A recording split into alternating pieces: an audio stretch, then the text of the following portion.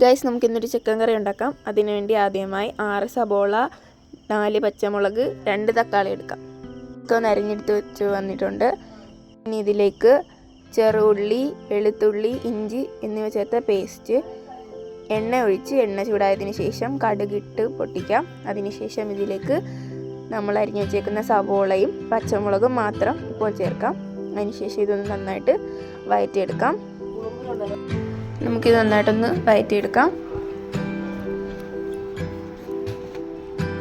ഇത് ആവശ്യത്തിന് പാകമാകുന്ന വരെ നന്നായിട്ട് നമ്മൾ ഒന്ന് ഇളക്കി കൊടുക്കണം. അതിനുശേഷം അതിലേക്ക് ആവശ്യത്തിന് ഉപ്പിട്ട് കൊടുക്കാം. കറിവേപ്പില ഇനി നമുക്ക് നന്നായിട്ടൊന്ന് ഇളക്കി കൊടുക്കാം. അതിനുശേഷം നമുക്കിതിലേക്ക് വേണ്ടത് മഞ്ഞൾപ്പൊടിയാണ്. മഞ്ഞൾപ്പൊടി ചേർത്ത് കൊടുക്കാം.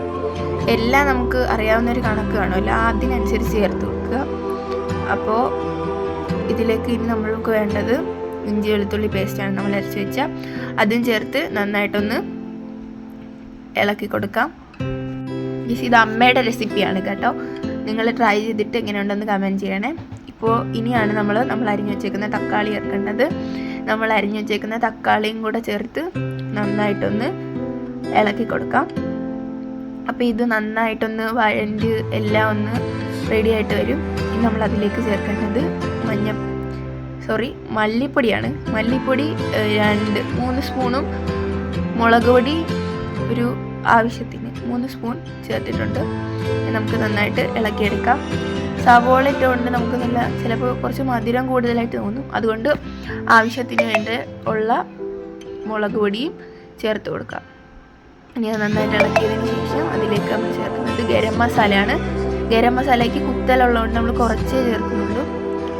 അപ്പോൾ ഇനി ഇതിലേക്ക് നമുക്ക് വേണ്ടത് ജീരകം, പട്ട, കുരുമുളക്, ഗ്രാമ്പു എല്ലാം ഒന്ന് ഇളക്കി വറുത്ത് പൊടിച്ചെടുക്കുന്നുണ്ട്. ഇനി ഇതിലേക്ക് നമ്മൾ കഴുകി നന്നായിട്ട് അരിഞ്ഞ് പീസാക്കി വെച്ചേക്കുന്ന ചിക്കൻ ആണ് ചേർത്ത് കൊടുക്കേണ്ടത്. ചിക്കൻ നമുക്ക് എല്ലാം ഒന്ന് ചേർത്ത് കൊടുക്കാം.